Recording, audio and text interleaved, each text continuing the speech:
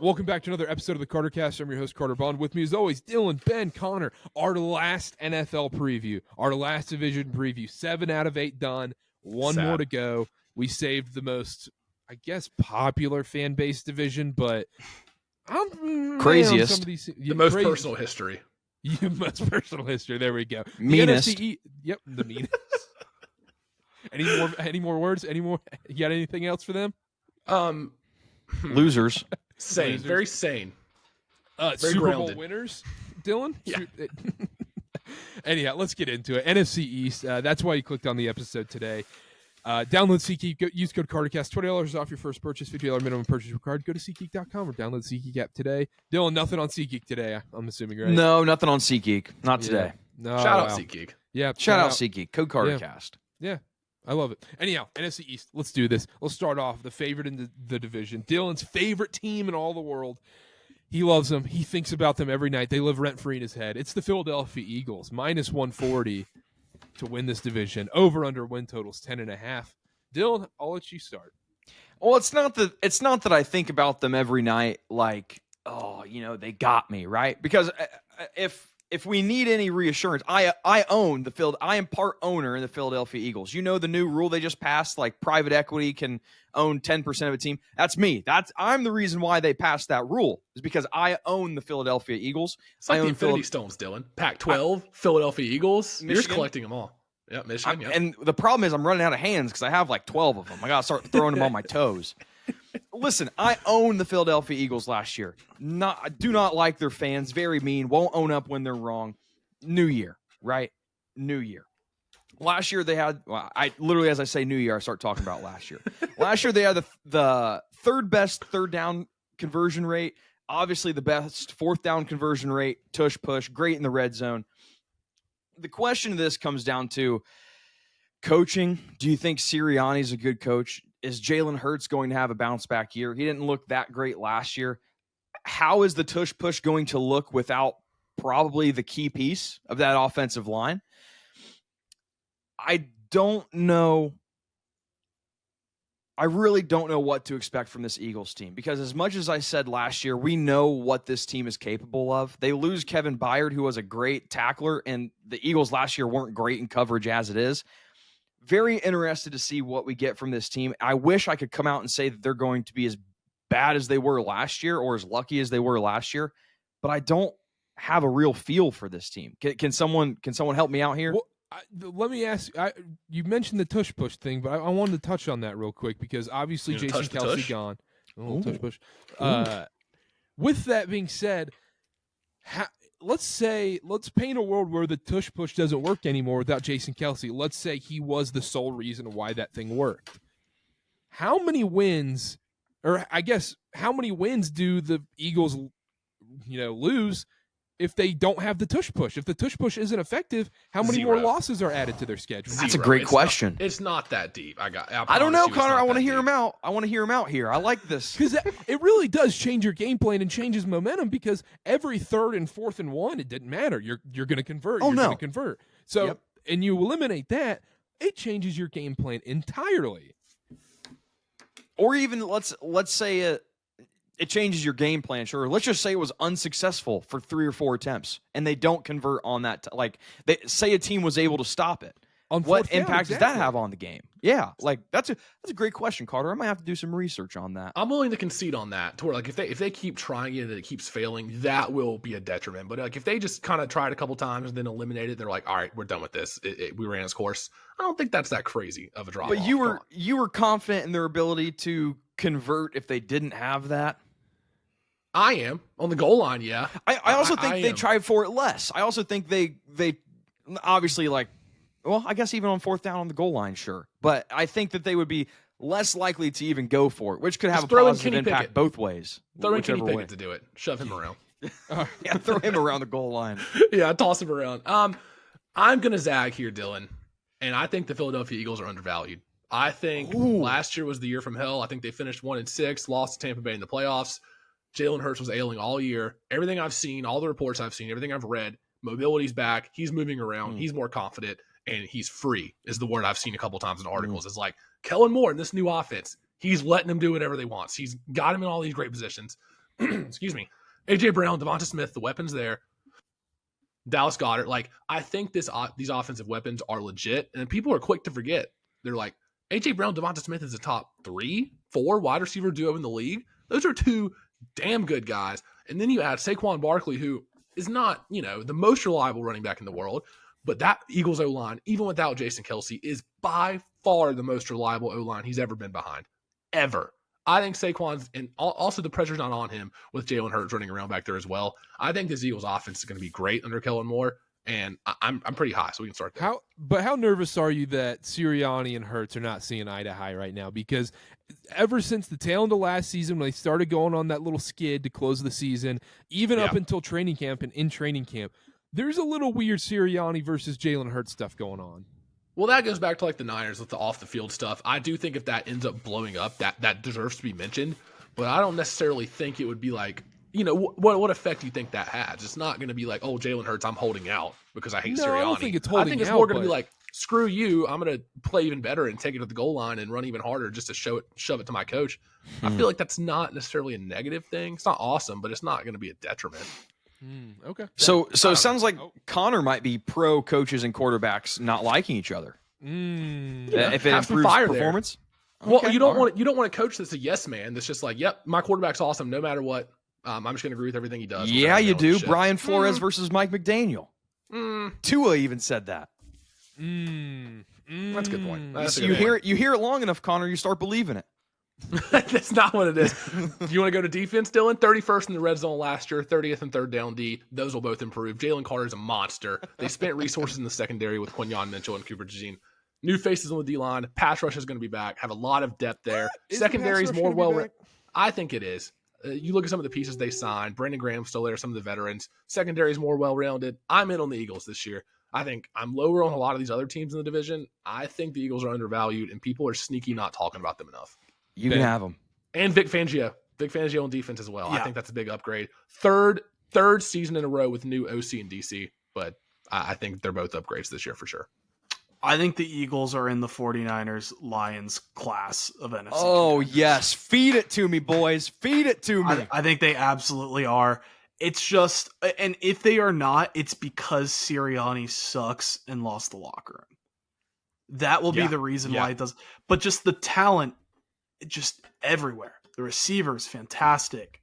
You have Saquon Barkley. It's still a top 5 O-line. You get guys in, like we talked about, Graham, Jalen Karter. You still have a guy like Jordan Davis that I think could, be legit at some point. You have a lot of young talent there. You have Bryce Huff from the Jets. You're bringing in guys in the secondary. You already have Darius Slay, but you have Cooper DeJean. You have Quinyon Mitchell, and then you're adding in C.J. Gardner-Johnson as well, back after his 1-year stint with the Lions. So there's just so many options, just so much talent on this team, and I think that is able to overcome whatever concerns or questions there are with Sirianni. I also love the coordinators. I love Vic Fangio. I love Kellen Moore. I think those are great additions.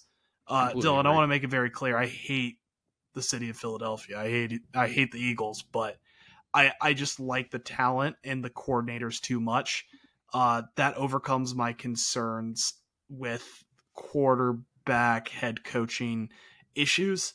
And I'll be willing to admit that I'm wrong if they finish like 9-8.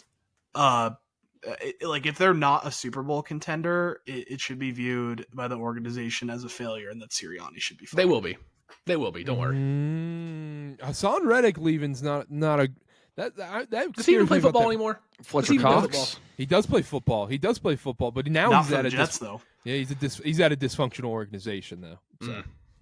More dysfunctional. I'm in between you guys. I don't know. Come on, Karter. Last year, if you watched that second half of last year, Dylan was on a victory lap. Like there was no tomorrow. I hopped on the Dylan bandwagon very quickly because holy crap, man, the Eagles were lucky. They were a very lucky team last season. I don't know how all of a sudden it's just going to fall. It's just going to be like, no, that wasn't lucky. Like, no, they're just going to Karter. be great.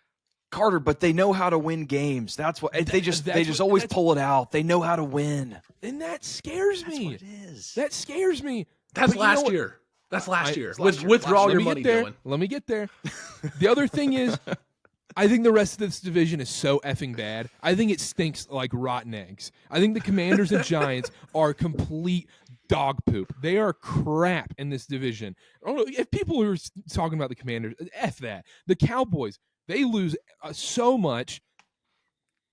Eagles are process of elimination for me. I don't love them. I don't love them by any means.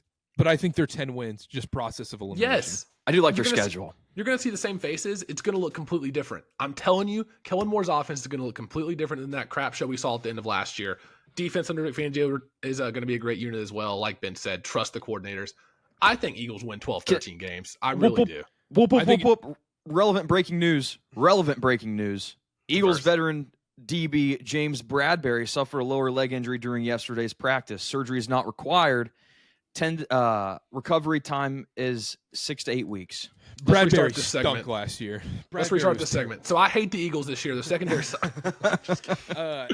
No, I think they're at 10 wins minimum just because of how bad this division is and their schedule is fairly light. So whether there's Hurt Sirianni stuff, I don't think the Eagles are going to win the Super Bowl by any means. But I think they win this division, no problem. Yes, 100% agree. There's a reason they're minus 140. I think that's rightly priced. Let's move on to America's team, the Dallas Cowboys, over under 9.5. Just kidding. We all know America's team's the Carolina Panthers. What are you talking about? Dallas Cowboys, 9.5 win total. Division odds, plus 175 for this division. Look, I'll start here. This running back room is the funniest running back room in the history of running back rooms. Have you guys looked at the depth chart? I'm about to. Zeke, Rico Dowdle, and Dalvin Cook. You don't like that in 2024, Deuce Vaughn? Ben? He could literally sneak between the tackles. Vaughn. This is literally the 2013 Lakers with Nash with scoliosis, Dwight Howard doing who knows what, and Kobe Bryant with a torn Achilles. What? This is the worst running. People can say, "Oh, we don't need the running back position anymore." You know, the running backs don't matter as much. Well, hell, it matters when you have Rico Dowdle and Zeke running the ball every down. Yeah. What are we doing in Dallas? Zeke. That is. I know you can piece that stuff together, like Pacheco 7th round pick. I get that. This is all-time horrendous. They're going to have to throw. It is going to be Case Keenum, Houston Cougar football, throwing for Dak Prescott's going to have to throw for 5,500 yards, 6,000 yards. Yeah, and he's throwing to like one receiver. And if he's down, this thing it collapses. Everything hinges on CeeDee Lamb and Dak staying healthy, 1,000%. And if one of those two go down, they are a 5-win team. 5-6-win team. That's how dangerous this is. That's how fragile this Cowboys team is. You are out of your mind crazy if you put money behind this Cowboys team for a season-long bet. I think you are out of your mind. But I do like Micah Parsons. I think he's the best edge rusher in this league. No, that's fun and all. I can't get behind the Cowboys. I can't. Is it weird that I trust Dak? Like no, I think I trust him in the regular season. I think that's fine, but if CeeDee Lamb is your only option, think about the other options. Okay, Jake Ferguson, he's a fine top 12 tight end, like Luke Schoonmaker. Sure. Michigan man. Ian Thomas. What are we doing here? What do you mean? That's Luke Schoonmaker. He's a great second option at tight end. Cool. Look at the receivers. It's not a great situation. They are going to double team CeeDee Lamb every single play. Will it matter? Jalen Tolbert, CeeDee Lamb breakout candidate. Jalen Tolbert, fantasy sleeper. Everyone out there. What about the defense? Do the defense now. What do we think about the defense? Kind of like the defense. Okay. Well, okay then. I worry about the secondary, but that pass rush is just ridiculous. The Dallas Cowboys last year allowed the 5th fewest passing yards, but they were the 4th most penalized defense, and that's just kind of the give and take you have when you play that aggressive style and coverage. Like if you want to deflect the passes, you want to go for the interceptions. It was last year, right? We were talking about this guy. Was it Deron Bland that had Bland, pick 6, and he's going to be out for 6 to 8 weeks to start the season. So, but that's kind of the drawbacks you get when you have a defense that defends against the pass so well in coverage. You also have the defensive penalty yards that they give up. So I hear what you're saying. The wide receiver room is not great. The tight end, like you said, Jake Ferguson's a fine option. I do think Schoonmaker is a good second tight end option. I just trust Dak in the regular season. Second highest passer rating last year. They had the second highest touchdown rate. I think that there are things to like about this Cowboys really team. And you want to compare quarterbacks. Like, I think Dak's a better quarterback than Jalen Hurts. And that's, for me, what it comes down to. I trust Dak more than I do Jalen in terms of the division. But I trust the Eagles' offensive line more than I trust Dallas's. Dallas's O-line is nothing like we've expected over the last few years. I mean, in the Eagles' weapons, it's not comparable. No, like that. That's also saying to factor in. But Dylan, if you're talking in a vacuum, Dak Prescott, Jalen Hurts, I'll accept that.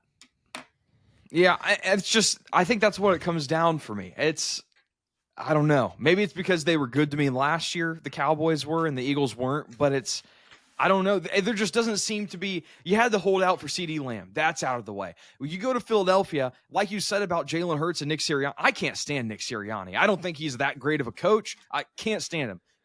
In Dallas, it doesn't seem that there are those issues as much now that the CeeDee Lamb thing was taken care of. I just think that's crazy to think that you trust Dak more than Jalen Hurts. And there's still 100%. A Dak thing. There's still a Dak contract to be ironed out. It's not like everything's all fine and dandy now. But he's playing for it. Can I add another reminder? Go for it. Mike McCarthy is still the coach.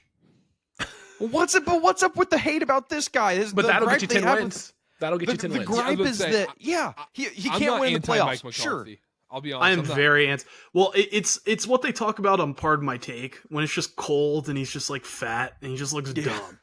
Like, and he's just staring at and he's like he's staring at, and he'll just look at the clock and he'll just be looking like confused. He's like, what am I looking at? Like, he's just like, and that's like as he's supposed to be calling a timeout. It's those little things. It's just like, I'm not sitting here. I just can't sit here and be like, yeah, I'm putting all my eggs into the Dak, Mike McCarthy basket. Like, and the defense is going to be good because the pass rush is so insane. But like, I also think Dan Quinn's like a genius of a defensive coordinator. I think that's a massive loss to lose him. I know Mike Zimmer comes in and he should be still like a quality defensive coordinator. And this is still a team where it's like, just because it's the NFC, I'm like, I guess they make the playoffs. Like, I don't. Who else is going to take up those wild card spots? Do I need to mention America's team one more time? Do I need to? America's team. But like, up next, no. But I just sit there and I'm like, I guess they'll make the playoffs. But like, I think I don't think there's upside there. No, I think there's a low ceiling. Connor, I don't think they win a playoff game. Yeah, if you want to argue with me and say Dallas is going to win 10 games in the regular season, fine, I'll accept that. I will not push back on that. McCarthy, Dak, CD, they'll get you 10 wins. That's defense, they'll get you 10 wins. I won't push back on that. But they're going to lose in the first round. It's going to be the same story, different verse this year for the Dallas Cowboys. If you're talking like division winner, though, I think Philadelphia is head and shoulders above Dallas. I mean, Zeke, look at the running back room real quick. Zeke, one out of 184 carries last year defined as an explosive run. Zeke and Dalvin Cook in the year 2024. What are we doing? It's Ohio State. That's what you get. That's what you get from a Buckeye. Can't trust it there. You guys mentioned it. The depth behind CD. I mean, Dallas usually has pretty good number 2 and 3 wide receivers over the years. We've seen Amari Cooper. We've seen Michael Gallup.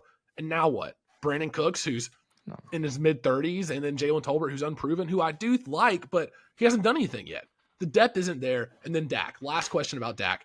Why isn't he getting – do we think he's going to get paid if guys like Trevor Lawrence, Jordan Love, Tua, they're all getting all this guaranteed money? Why isn't Dak in that same class? If we're talking about Dak's better than Jalen Hurts, why the hell is he not getting paid?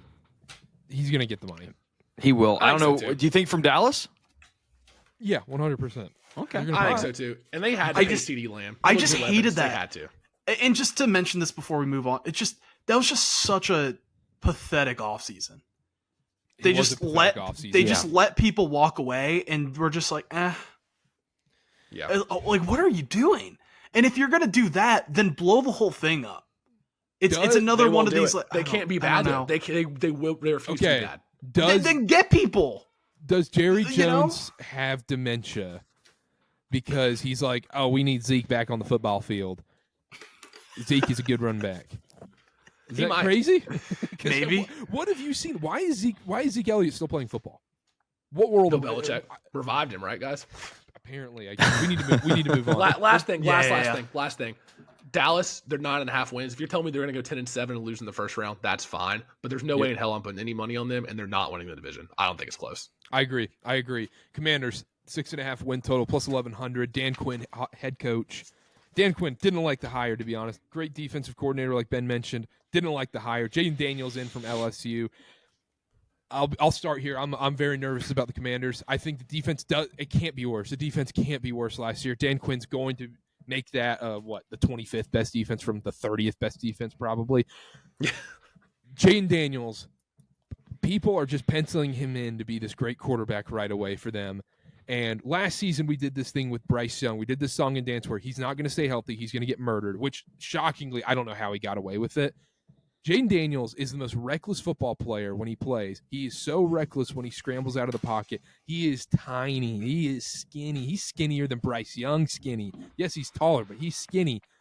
I don't see a world where he stays healthy for this season after we saw what Sam Howell was dealing with week to week. Sam Howell was literally 65 Mario. sacks. He was 65 Mario sacks. running from freaking Goombas left and right.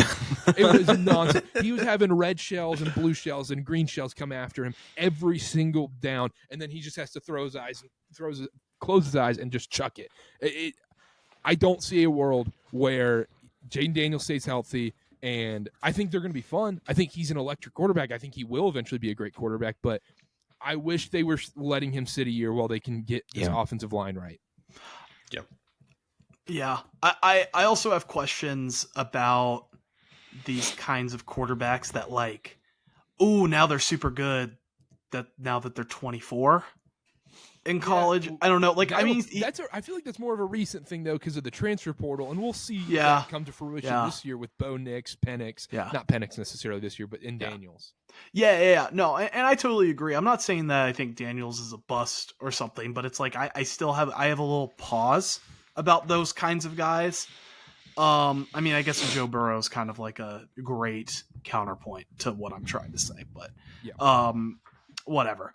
And anyways, I also love Dan Quinn as a defensive coordinator. He's one of those guys that is just meant to be a really good coordinator. You know, like Vic Fangio is on that But side. as a head coach, how do you feel? Terrible. Don't love it. Yeah, like he's one of those guys who's just meant to be a defensive coordinator. When he was getting hired when he was getting talked in for the Panthers job, I was losing my mind. That's the last guy I wanted. And they added in guys like Bobby Wagner. Bobby Wagner's good. I don't love bringing in Zach Ertz, Lions legend Zach Ertz, who was signed for 1 week to play if they won the NFC Championship game. Austin Eckler, I don't love this team, and I feel like I keep seeing them as a wild card pick, and I'm like, am I missing something? I don't get it. I think it's this offensive line. I think it's Jayden Daniels hype. I think that's all that it has to be. Is they're excited about getting a new dynamic guy in. I am not going to spend too much time talking about the Commanders. We talked last year. Sam Howell was serviceable. Dare I say good? Had he had a decent offensive line last year. It's a good offensive line. Now I'm not afraid to get into that conversation. They threw him to the Wolves. They threw him right in there. And we took this take to Twitter. We got it received some pretty positive sentiment from Commanders fans, but the offensive line is bad. You're right about the injury issues.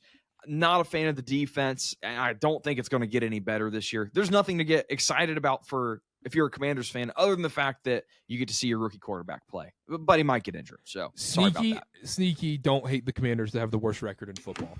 Yeah, or score the least points, 22-1. This offense. No, but that offense that offense could be fun.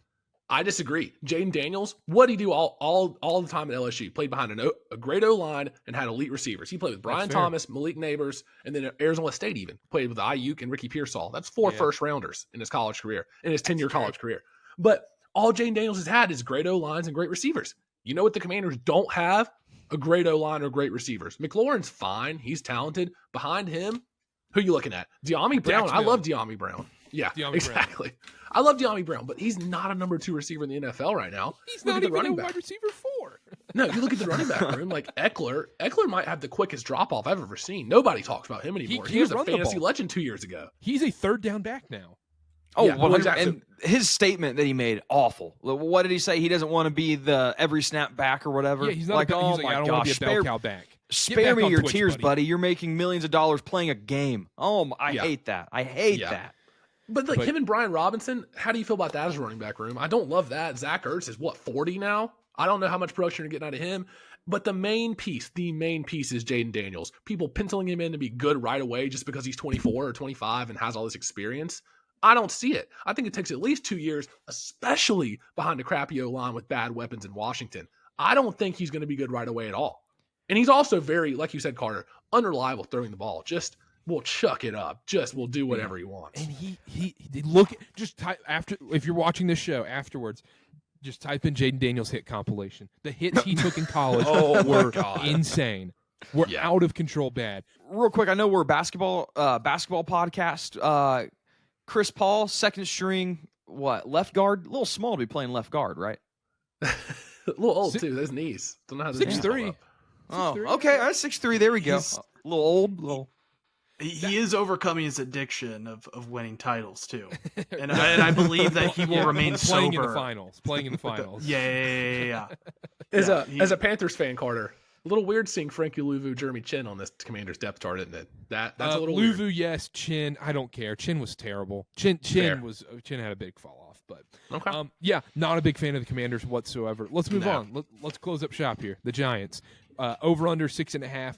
Plus 1,600 for the division. I think this might have been the most crapped on team all offseason, if we're being honest. For good reason. Yeah, I was going to say, rightfully so. Yes. Oh, my gosh. Oh, Danny Dimes, Duke guy. Here we go. No. He doesn't like Duke football, remember? No. Only when they're good. I'm not the Daniel Jones thing's for sure there. Can you tell me a difference between the Vegas Raiders and the New York Giants? Well, no, because they both suck. One plays at exactly. Exactly. I guess a dome, and one plays at MetLife, one plays at Allegiant. One quarterback has a great mustache. Ooh. One has. Oh, one team had a passing touchdown in preseason. One of them has a really good head coach that because he's good at his job, it's gonna get him fired because he made Daniel Jones look good enough to get Daniel Jones a contract, and then Daniel Jones has reverted back to who he is, which is a bad quarterback. And then it's like they're looking and they're like, well, we paid Daniel Jones, so we got to fire Brian Dable. That's going to come, and he's going to be like, this is such BS that I'm getting fired because I made your bad quarterback look good, and then you paid him. That's not my fault. That's my main Giants piece that I wanted to say today. But they're going to be bad. They're going to be with the Commanders in the bottom. But that front seven's pretty good. That pass rush is going to be one of the best in the league. Pass rush is there. The pass rush is better than Commanders, the team, I think. Yeah, the Giants are. I think the pass rush might be top 6 pass rush in the league. They are going to be elite. Thibodeau, Brian Burns. They had a down year last year, though. Sneaky. Yeah. They had a down. They were 29th in pressure rate, and they blitzed the most in the league. 26th pass rush. 26th pass rush rate. That's a little bit of a tongue twister. It is.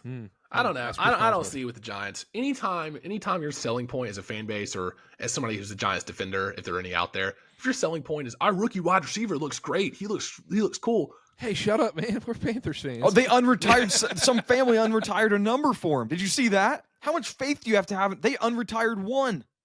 He was going to be 9. They unretired 1. How much faith do you have to have in a quarterback to unretire a rookie to unretire a number? Yeah, I think that's insane. Who's throwing in the ball? Who's getting in the ball? He's not going to throw it to himself. I think this Giants team is very, very clear here. Bottom 5 quarterback, bottom 5 running back room, bottom 5 O-line, and they're relying a ton on a rookie receiver who has to rely on somebody else to give him the ball. Somebody I don't believe in. I don't see it with the Giants at all. The point you mentioned, I think, with the Giants, most importantly, is bottom 5 O-line. Maybe the worst O-line in football. Daniel Jones doesn't matter. It doesn't matter who you put in a quarterback. Any average quarterback to below average quarterback isn't going to elevate this team enough. This offensive line's so bad. The running back is terrible. Cool, you have a fun receiver. I don't see it with the Giants. The running backs. I was going to do as a little zag. I think they have the exact. I think them and the Commanders are 5-win teams. I think they're both both 5-win teams this year. I think the distinction in this division between the top 2 and the bottom 2 teams is the widest margin in the entire league. I think, the widest margin in the entire league. Between the bottom two and the top two, I think it's so clear it's not even funny. Oh, I don't know. Chiefs, Chargers. I disagree. Broncos. I disagree. I don't think the Chargers can be put on that level as like, oh, Cowboys, Eagles, Chiefs, Chargers. Like, but the Chargers Chiefs are more are of a middling so high. team. I don't know. That's a different discussion. We're not going to solve anything there. Anything else on the Giants, Dylan? Bad. Hard to make a comparison from last year to this year when Daniel Jones hardly even played. Like, so you can't even use last year's offensive stats because Jones wasn't even in the conversation. It was DeVito. So very bad team. That's all I'll say. Yeah, not great. Yeah, the Giants not going to be good. Yeah, I don't think there's anything really more to add. They stink. Also, I thought both sets of Hard Knocks, Bears and Giants, were both terrible. I thought Hard Knocks was. I watched one episode each, and I said, no, I'm good. I'm never again. Not a Hard Knocks guy. I didn't watch. You got in late.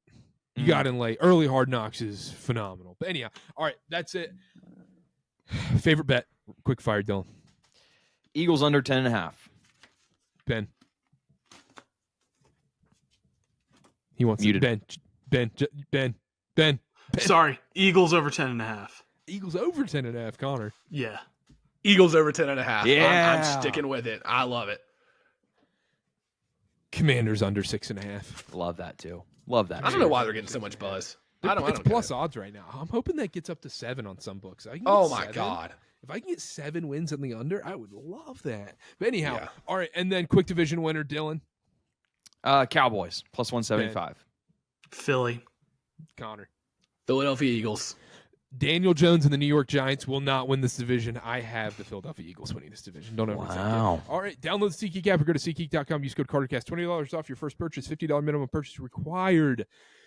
Follow us all on social media. Episode description below. At CarterCast on everything. Tune into. If you missed any of the previews, they're all out now. If you're listening to this, they're all out. You can go check out any division preview. Timestamps are in all the episodes where you can, I want to see what they say about my team. Boom, right there. In the timestamps right below there. All the college football stuff, previews, recaps, quick schedule update. So Mondays, it's going to be NFL recaps. Wednesdays, college football preview. Thursday, NFL preview. And then Saturdays, we're going to do some live streams, Dylan. We're going to do some live streams. I'm pumped. We're doing one for week 1 Saturday. Come chat. Yeah, come in. At CarterCast on everything. We'll see y'all next time. Bye.